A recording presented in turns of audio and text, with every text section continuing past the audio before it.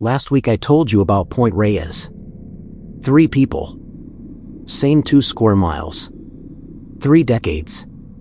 Carl dropped his notebook mid-sentence, going to take a closer look at something. Diane heard a sound coming from the trees that her husband standing right beside her could not hear. Tyler removed his GPS watch and earbuds and placed them neatly on the trail before walking away. In every case, there was a moment where something got their attention, and they stopped acting like themselves.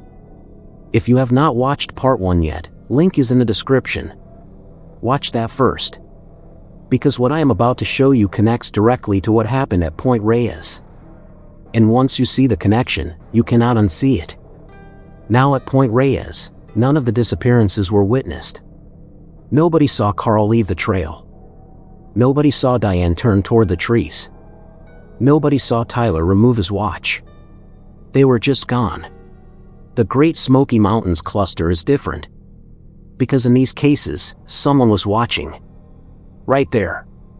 Close enough to call out. Close enough to reach in seconds. And they still could not stop it. Great Smoky Mountains National Park, Tennessee and North Carolina. The most visited national park in America. 12 million visitors every year. Which means the disappearances here get buried under sheer volume. Nobody notices the pattern because nobody is looking for a pattern. But it is there. On the Tennessee side of the park, along a specific section of the Appalachian Trail between Newfound Gap and Icewater Spring Shelter, 9 people have vanished since 1988. Different ages. Different experience levels. Different times of year. Same corridor of trail. And the cases share something that has never made it into any official report.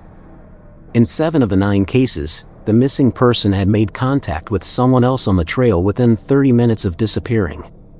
Not strangers who saw them from a distance. People who spoke to them. Who described them in detail. Who said they seemed completely normal. And then they were gone. Within 30 minutes. On a heavily trafficked trail. In a national park with over 12 million annual visitors. Let me tell you about the 3 cases that investigators privately describe as the most disturbing. October 1991.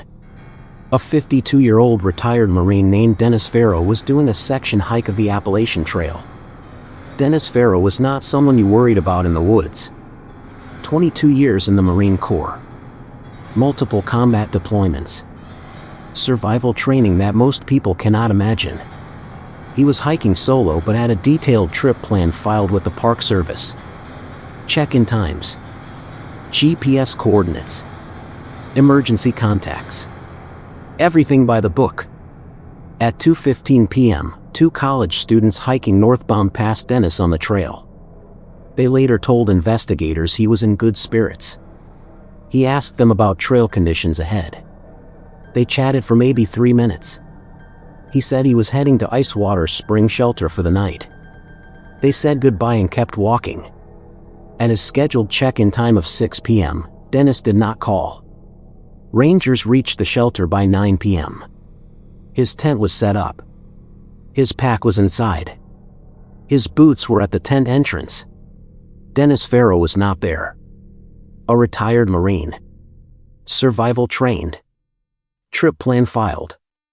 Gone from a well-traveled section of the Appalachian Trail between his last contact at 2:15 p.m. and Ranger arrival at 9 p.m. 6 hours and 45 minutes.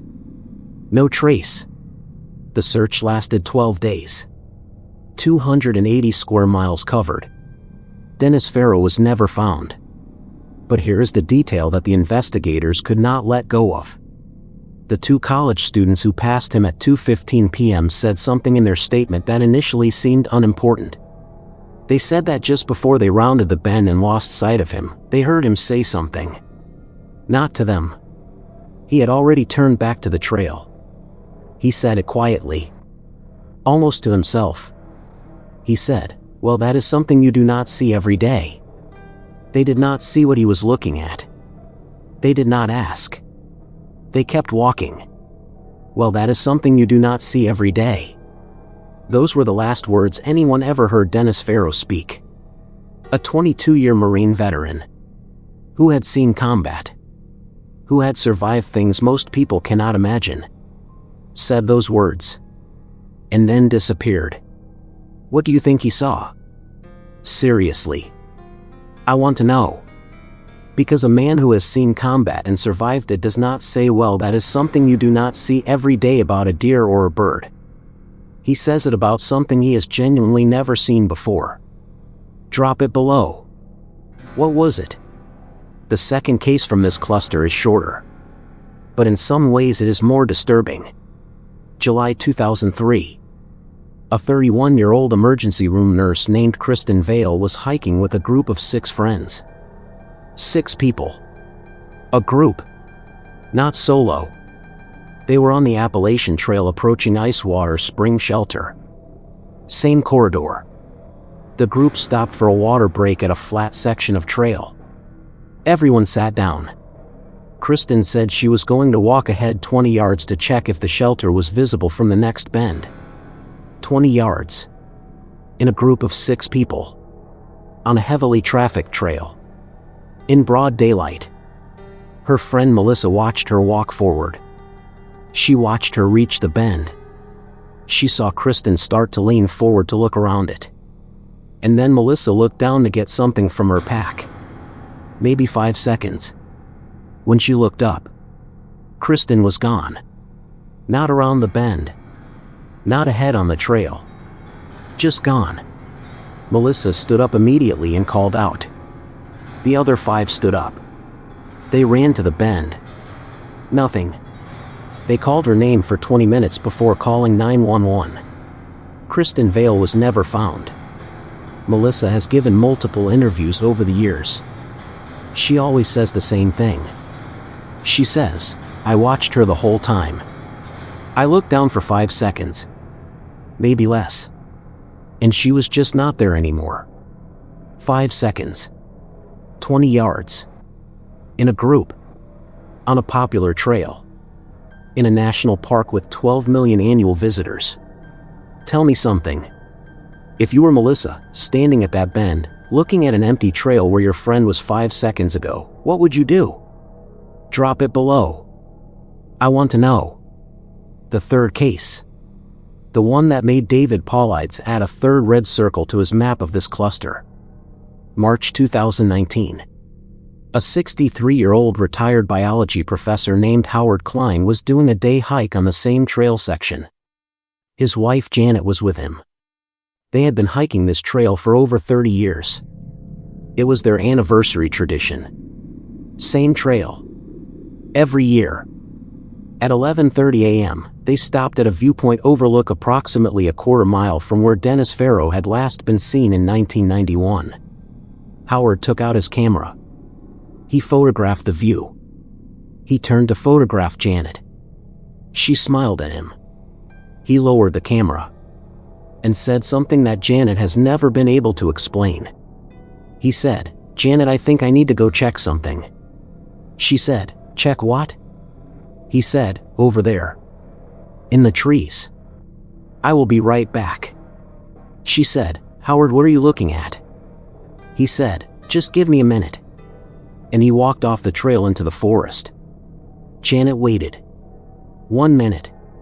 2 minutes. 5 minutes. She called his name. She walked to where he had entered the trees. The forest was completely silent. No movement. No sound. No Howard. She called 911 at 11:41 a.m. Howard Kline was never found.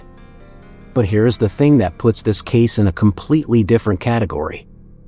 When investigators reviewed Howard's camera, they found the photos he had taken at the overlook. 18 photographs of the view. 3 photographs of Janet. And 1 final photograph. Taken at 11:29 a.m. 1 minute before he walked into the trees.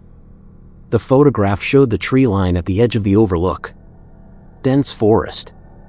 And in the trees, a shape. Investigators described it in their notes as an irregular dark mass approximately 6 feet in height. No other details visible. But it was there. In the trees. 1 minute before Howard Kline said, "I think I need to go check something." Howard photographed something in those trees. Investigators called it an irregular dark mass. What do you think it was? Not logically. Your gut answer. Because that photograph exists. It was reviewed by investigators. And nobody has ever been able to explain what is standing in those trees. Drop it below. Same trail corridor. 1991, 2003. 2019, a Marine who saw something he had never seen before. A nurse who vanished in 5 seconds from 20 yards away. And a biology professor who photographed something in the trees and then walked toward it. Same corridor. Same pattern. And the same thread running through all three. Something got their attention. Right before they disappeared. Something that made them stop acting like themselves. Just like Carl at Point Reyes. Just like Diane. Just like Tyler. Do you see the pattern? Because here is what I cannot stop thinking about. At Point Reyes, nobody was watching when it happened. In the Smokies, people were watching. Standing right there. And it still happened. Which means whatever this is, it does not care if someone is watching. It does not need the person to be alone. It just needs that one moment. That moment where something shifts. Where a trained, experienced, capable person stops following their own instincts and starts following something else. What do you think that something is? Not logically. Your gut answer. Drop it below. I am replying to the first 50 comments personally. And the most compelling theory from parts 1 and 2 gets featured in the theory breakdown video after part 3. So drop your answer now. If you have made it this far, you are already part of this. Because next week is part 3. And part 3 is where the pattern stops being something you can argue with. Shoshone National Forest. Wyoming. A single ridgeline. 4 miles long. 7 people gone since 1979. But it is not the number that matters. It is what every single one of them did right before they disappeared. Every one of them voluntarily set down everything that connected them to the outside world. Rifle. Pack. Radio. Boots. Duty belt. Set them down neatly. And walked up. David Paulide said publicly that he believes this specific ridgeline should be closed to the public. Next week you will understand why. Part 3 drops next week. Stay safe out there. And seriously, do not hike alone.